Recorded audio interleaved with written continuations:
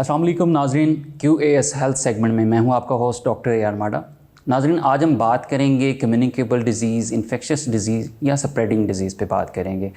नाज़रीन, स्पेशली हम बात करेंगे टीबी के हवाले से। टीबी पाकिस्तान के अंदर बहुत ही कॉमन डिज़ीज़ है और ये बर्डन डिज़ीज़ समझा जाता है। अगर हम बात करें दुनिया के हवाले से बात करें तो दुनिया के ऐसे 10 ममालिक में जिनमें टीबी शुमार होती है, जिनमें टीबी कॉमन है या जिनमें टीबी बर्डन डिज़ीज़ समझा जाता है, तो उनमें पाकिस्तान का नाम भी शुमार किया जाता है। तो इस टॉपिक पे गुफ्तगू करने के हवाले से हमने मदऊ किया है मिस ज़ीनिया को, जो कि एक माइक्रोबायोलॉजिस्ट हैं।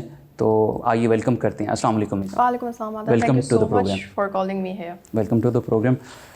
मिस, पहले तो ये बताइएगा, जैसा कि पाकिस्तान के अंदर टीबी बहुत कॉमन है, उससे पहले हम बात करेंगे इन्फेक्शस डिजीज़ है, तो इन्फेक्शस डिजीज़ होती क्या हैं बेसिकली? बिल्कुल जनरल टर्म्स के अंदर अगर हम आ जाएं तो इन्फेक्शस डिजीज़ कोई भी ऐसी डिजीज़ या डिसऑर्डर जो कि किसी माइक्रो ऑर्गेनिज्म की वजह से कॉज हो रही है, राइट। माइक्रो ऑर्गेनिज्म अभी हमने कहा, जिस तरह वायरस है, कोरोना वायरस की एग्जांपल हमारे सामने है, बैक्टीरिया की एग्जांपल हमारे सामने है। तो इनकी वजह से अब सारे माइक्रो ऑर्गेनिजम्स हार्मफुल नहीं हैं, ठीक है, क्योंकि कुछ माइक्रो ऑर्गेनिजम्स हैं, आपको पता होगा, जो हमारी बॉडी के अंदर भी रहते हैं, right, and they are very needed for our health. But then there are some harmful micro organisms जो कि अगर हमारी बॉडी के अंदर एंट्री हासिल कर लें तो व्हाट दे डू इज़ कि दे कॉज इन्फेक्शन। तो वो infection, the scary part is कि वो इन्फेक्शन जो है ट्रांसमिट हो जाती है, एक बंदे से दूसरे बंदे को लग सकती है। अब उसके वेरियस वेज हैं, जिस तरह कुछ टच से आगे ट्रांसफ़र होगी, या कुछ जिस तरह कोरोना वायरस के एग्जांपल के अंदर, क्योंकि वो काफ़ी उसका आवाम को पता चल चुका होगा। सो दैट इज़ कि आप बोल रहे हैं या आप यूर स्नीजिंग और कफिंग, तो वो एयर ड्रॉपलेट्स के थ्रू जो है वायरस ट्रांसफ़र हो जाता है। तो that is what an infectious disease is. TB basically होता क्या, पहले तो इस पर थोड़ी सी बात कर लेते हैं। टीबी बेसिकली जो है ना, that is the disease of lungs, जो ज़्यादा जानी जाती है। अगर हम इसके बिल्कुल बेसिक वेरिएंट की तरफ आ जाएँ तो the simple most variant is now 100% curable, 100% treatable, right? That is a landmark of the National TB Control Program. But then now जो असल इशू पाकिस्तान में आ रहा है वो आ रहा है MDR TB का, जो रेजिस्टेंट वेरिएंट आ गया टीबी का, राइट। रेजिस्टेंट वेरिएंट का मतलब जैसा कोरोना वायरस का नया वेरिएंट आ रहा था, जो कि पिछली दवाइयाँ जो यूज़ हो रही थी उससे फिर वो क्योर नहीं हो पाता।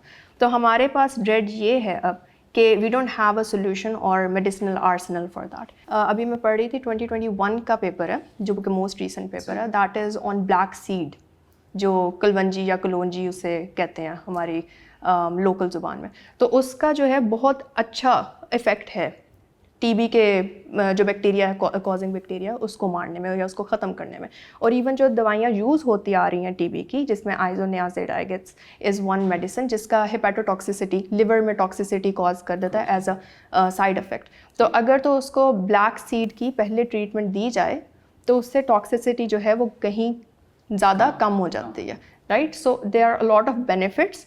तो what I would suggest through my study is कि maybe we can go and look into phytochemistry for this. अच्छा, टीबी के बेसिकली सिम्टम्स क्या होते हैं और इसको कैसे हम प्रिवेंट कर सकते हैं?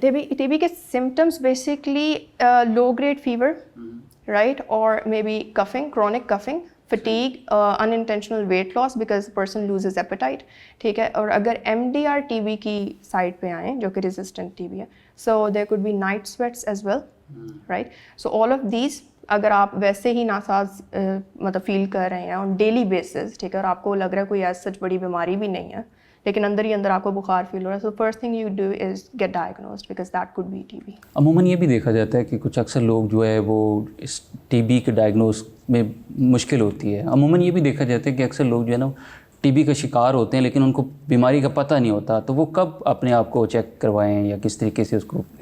सो बेसिकली दो हैं, ठीक है। एक तो है लेटेंट टीबी, ठीक है, एक है एक्टिव टीबी। जो लेटेंट टीबी होता है ना, वो एसिम्टोमेटिक होता है, जिसके सिम्टम्स हमें पता नहीं चल रहे होते, लेकिन जो एक्टिव टीबी है उसके सिम्टम्स फ़ौरन आ जाते हैं।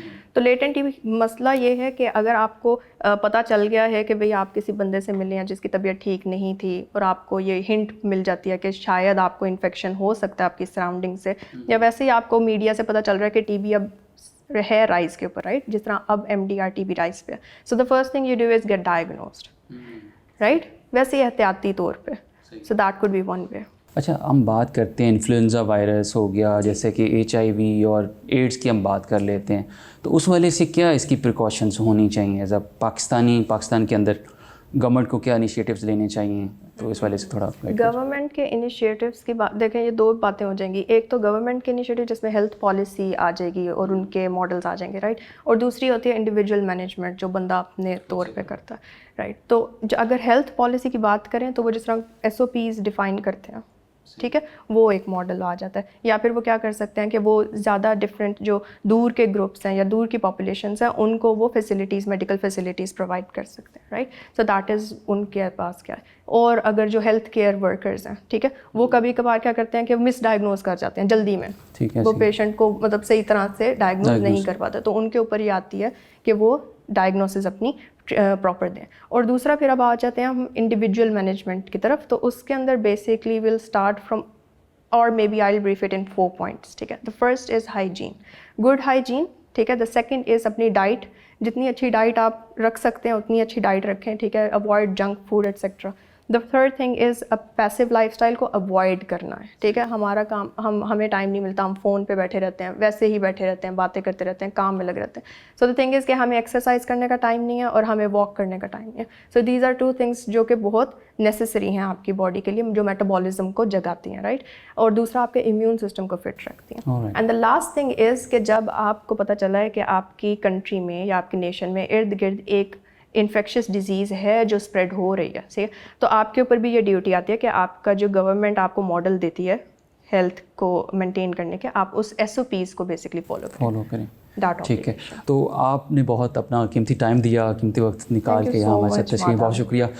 जाते हुए एक मैसेज, छोटा सा मैसेज दीजिएगा इस स्प्रेडिंग डिजीज़ के हवाले से। स्प्रेडिंग डिजीज़ के हवाले से स्प्रेडिंग डिजीज़ के हवाले से मैं यही कहूँगी कि क्योंकि हमारी इंडिविजुअल ड्यूटी आती है, ठीक है, जो इंडिविजुअल ड्यूटी थी जहाँ पे हमने अपनी हाइजीन का ख्याल रखना है, हमने अपनी गवर्नमेंट के साथ कोऑपरेट करना है। सो ऑल ऑफ दैट अगर हम वो 4 to 5 पॉइंट्स जो मैंने पहले बताए थे उनको ही पूरा कर लें तो I guess that would be enough from our side. जी मिस, आपका बहुत शुक्रिया, आपने अपने कीमती वक्त में से टाइम निकाला और तशरीफ़ लाई।